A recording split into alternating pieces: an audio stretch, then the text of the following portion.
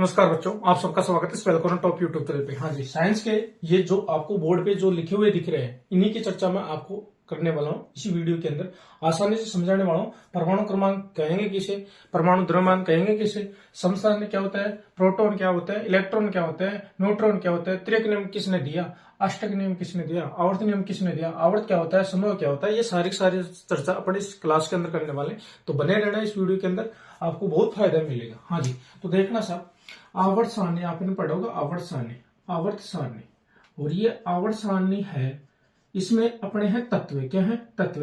अब तत्व कौन से? जैसे आपने पढ़ा होगा hydrogen, helium, lithium, beryllium, boron, पढ़ते हो ना आप, ये तत्व है। जैसे अगर ये नाइट्रोजन है, नाइट्रोजन एक तत्व है। नाइट्रोजन क्या है? तत्व है। और ये NO2 लिख दिया, नाइट्रोजन डाइऑक्साइड, तो ये क्या है? यौगिक है। क्या है? यौगिक। कुछ अलग भी बातें करेंगे जो आपको काम में आए, ऐसी बातें पढ़ करेंगे। जैसे तत्व कहेंगे किसे, तो आवर्त सारणी के अंदर तत्व है। और वो कितने तत्व है? 118 तत्व है। कितने? 118 तत्व है। तो इस आवर्त सारणी से संबंधित ये सारे के सारे क्वेश्चन है जो आपको समझ में आएंगे अच्छे से। तो तत्व पता लगा है किसको बोलेगी? आवर्त सारणी के अंदर तत्व है और 118 तत्व है। जैसे hydrogen, helium, lithium, beryllium, boron, carbon, nitrogen, oxygen, fluorine, neon, sodium, magnesium, ये सारे सारे तत्व हैं। और इन तत्वों से मिल मिलके क्या बनता है? यौगिक बनता है, जिसका यौगिक का मतलब सूत्र बने जिसका।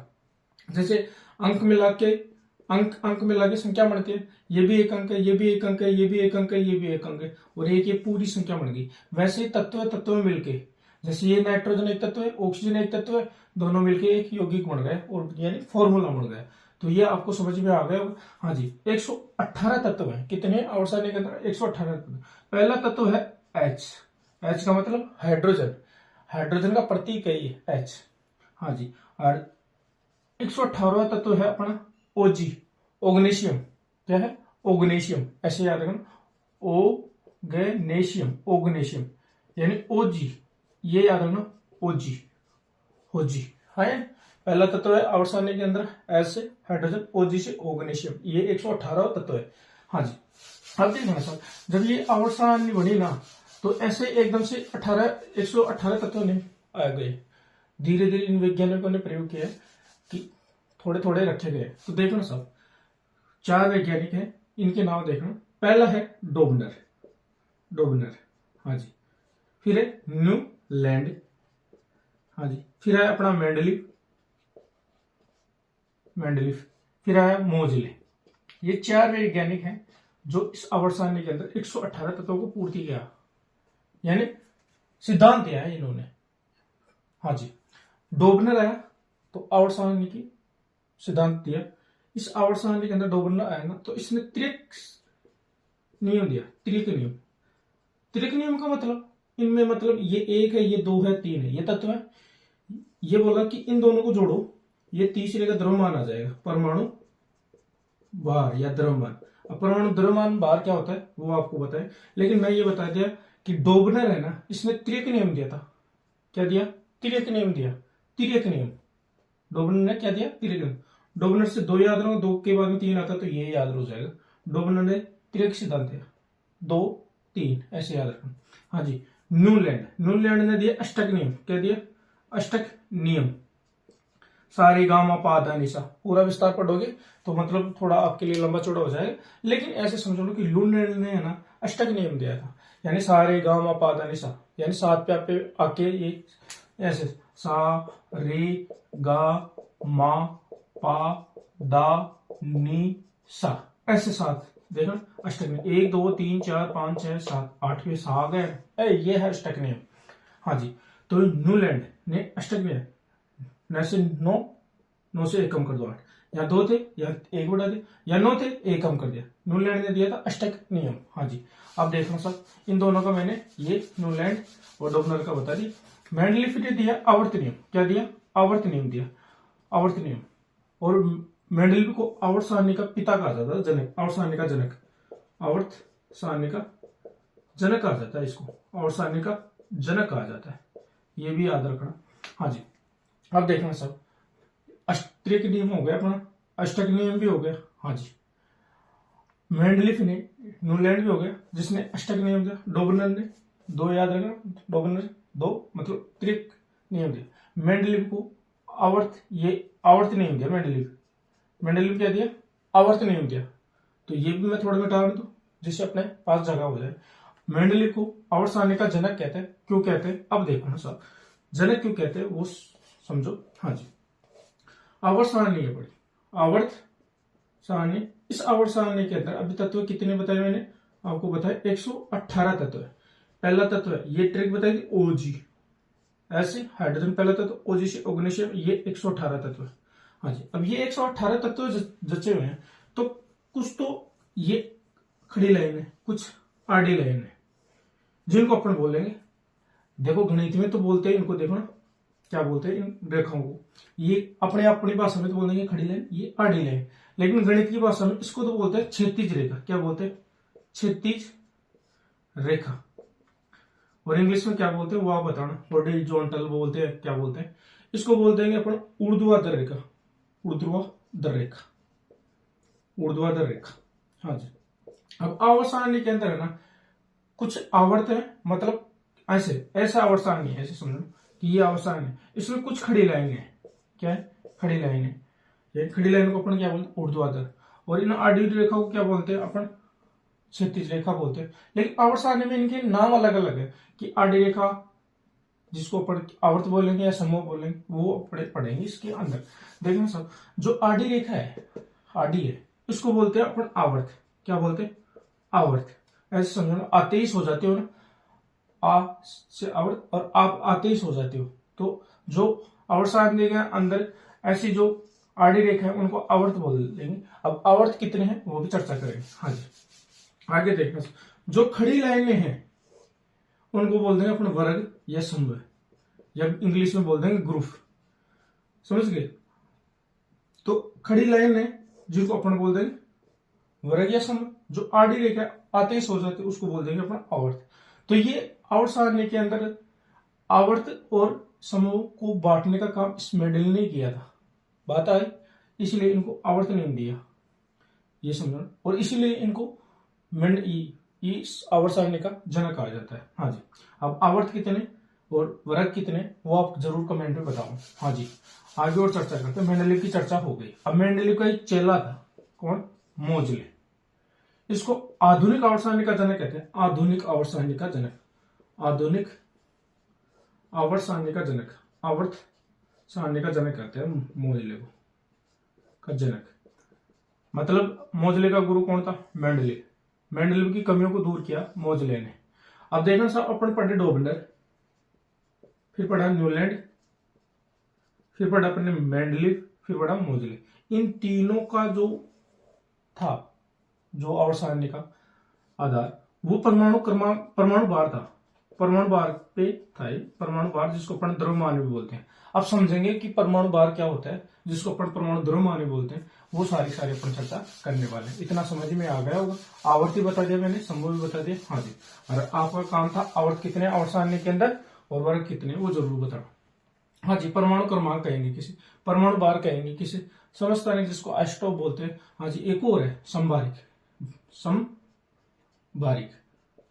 हाँ जी, कुछ नहीं, आसान है, ज्यादा लंबा चौड़ा खेल है नहीं। हाँ जी, एक है प्रोटॉन क्या है, न्यूट्रॉन क्या होते हैं, इलेक्ट्रॉन क्या होते हैं। इधर देखना सब, जैसे कोशिका है, तो कोशिका तो छोटी सी है, और समझाने के लिए टीचर बड़ा लिख देता है कि बच्चों को समझ में आ जाए।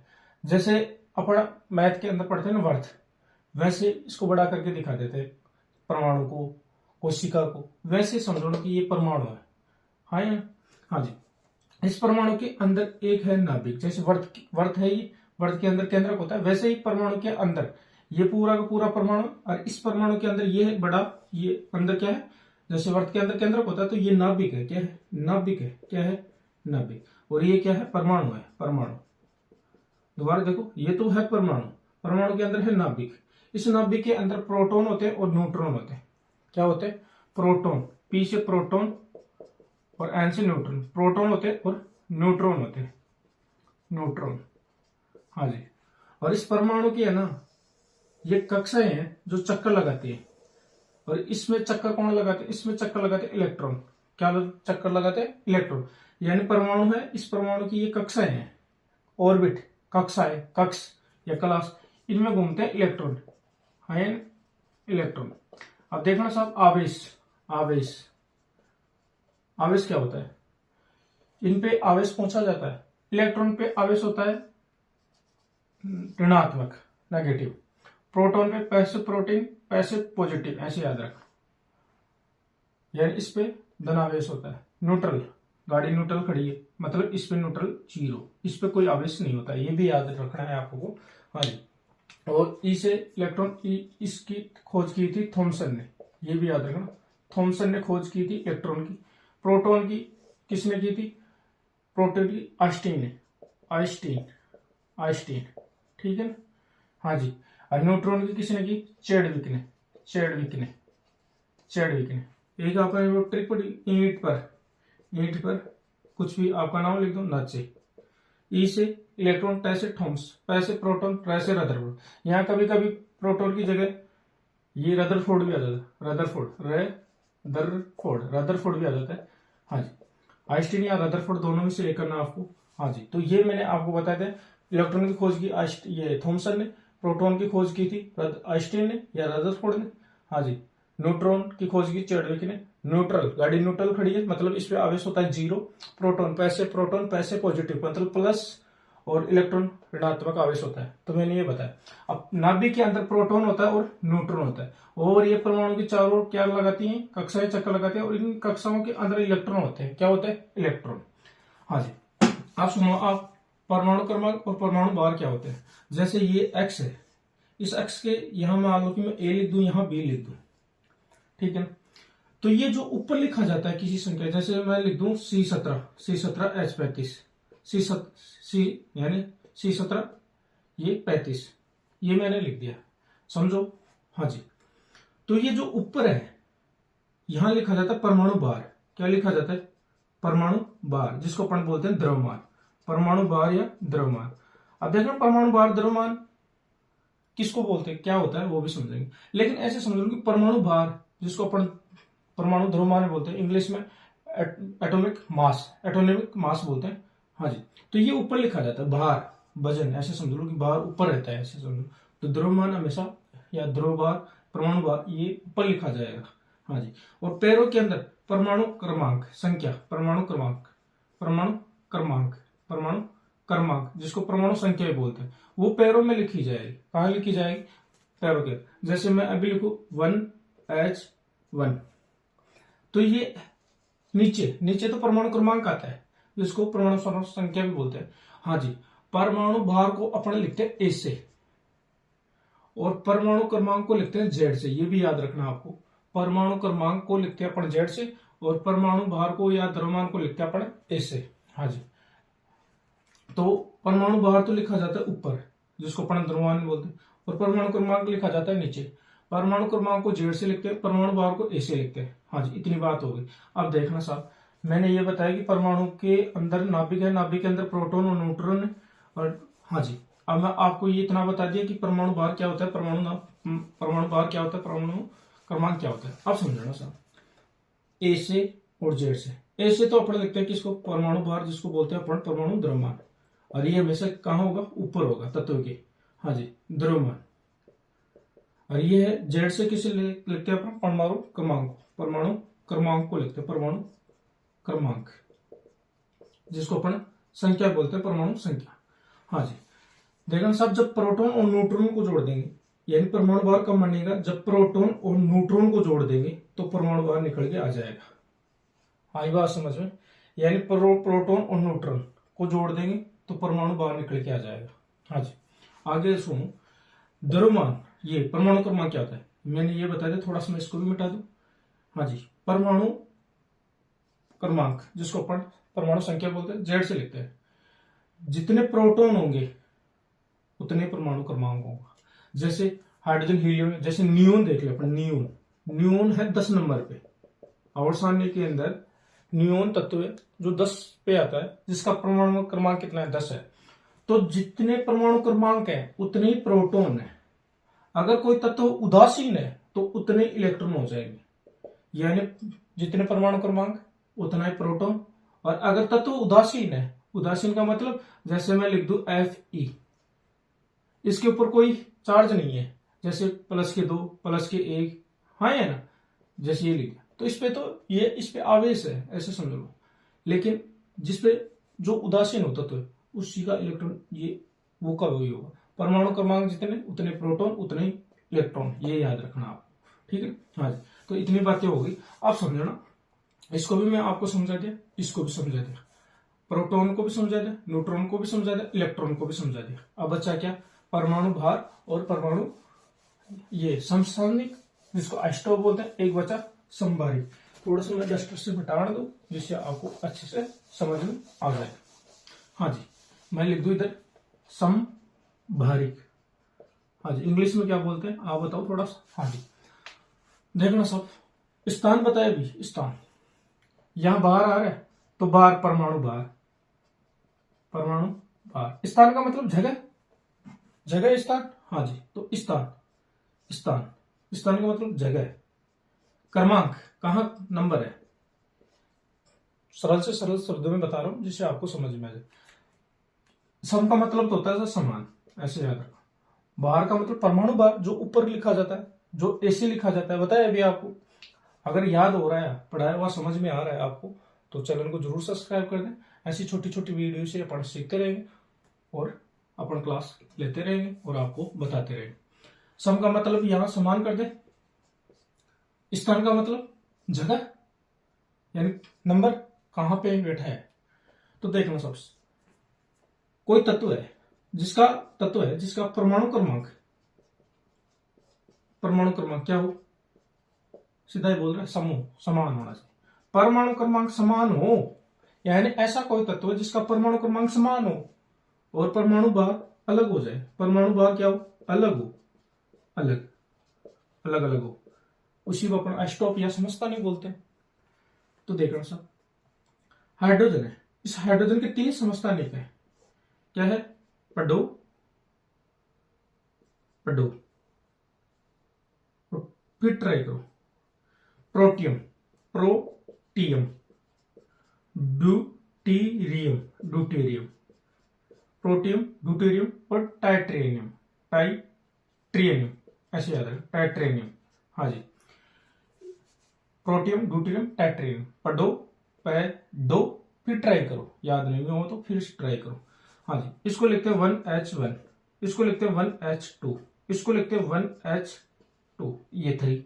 अब देखना साहब, मैंने बताया परमाणु क्रमांक क्या होने चाहिए, समान होने चाहिए। तो देखना साहब, इस और परमाणु क्रमांक हमेशा पैरों के नीचे लिखा जाता है, मतलब पैरों में लिखा जाता है। यहाँ भी 1 है, इस एच का यहाँ पे भी 1 है, इस एच का यहाँ पर भी 1 है, तो परमाणु क्रमांक समान हो गए ना। अब यहाँ देखना, ऊपर बाहर लिखा जाता है, मतलब द्रव्यमान, जिसको अपन किससे लिखते हैं, ऐसे, यहाँ अलग है, यहाँ अलग है। तो परमाणु क्रमांक तो समान हो, लेकिन परमाणु भार क्या हो, अलग अलग हो। और हाइड्रोजन के 3 समस्थानिक, प्रोटियम, ड्यूटेरियम, टाइट्रेनियम। हाँ जी, D2 ये आपने पढ़ा होगा, भारी जल, भारी जल, भारी जल का सूत्र D2, ये इससे ही बना है, ड्यूटेरियम से, ड्यूटेरियम ऑक्साइड। हाँ जी, तो ये भारी जल के बारे में मैंने कुछ चर्चा कर दी, तो बस इसी से याद रखना। सम का मतलब स्थान, सम का मतलब समान, सम का मतलब क्या होता है, समान यानी बराबर, समान। स्थान का मतलब जगह, यानी कौन से नंबर पे बैठा है, तो जिसका परमाणु क्रमांक समान हो, समझ गए। और फिर ये भी लिख दो, अगर आपको इतना भी याद है परमाणु क्रमांक समान हो, उसी को अपन समस्थानिक बोलते हैं, तो भी सही। अगर ऐसे लिख दे जिसका परमाणु भार अलग अलग हो, वो भी सही। अब यहां देखना सब, सम का मतलब समान, सम का मतलब समान, और परमाणु भार का मतलब जो ऊपर लिखा जाता है, यानी समान तो परमाणु भार, यानी ऐसा कोई तत्व है जिसका परमाणु भार तो समान हो, क्या हो, समान हो, लेकिन क्या, परमाणु क्रमांक तो क्या हो, परमाणु भार तो समान हो, परमाणु भार तो क्या हो, समान हो, लेकिन परमाणु क्रमांक क्या हो, अलग अलग हो, परमाणु क्रमांक क्या हो, अलग अलग हो। हाँ जी, समझ में आई बात। परमाणु क्या, भार समान हो, समान, भार से मतलब परमाणु भार, यानी परमाणु भार समान हो, ऐसा कोई तत्व जिसका परमाणु भार तो समान हो, लेकिन परमाणु क्रमांक क्या हो, अलग अलग हो, समभारिक बोलेंगे। नाम से याद रखो, इसको भी नाम से याद रखो। इसके जो समस्थान, ये समभारिक है, जैसे मैंने इस हाइड्रोजन के 3 समस्थानिक बताए, वैसे ही आप इसके भी कुछ बताओ उदाहरण के तौर पे कमेंट में आप, जैसे आपको कुछ सीखने को मिले। आप भी थोड़ा कोशिश करो पढ़ने की, कमेंट में जवाब देने की, जैसे आपको भी याद हो सके और हम तक भी कोई चीज पहुंच सके कि हाँ इस बच्चे ने जवाब दिया है। हाँ जी, अगर क्लास अच्छी लगी हो तो लाइक कर देना, शेयर कर देना, चैनल को जरूर सब्सक्राइब कर देना। जय हिंद, जय भारत।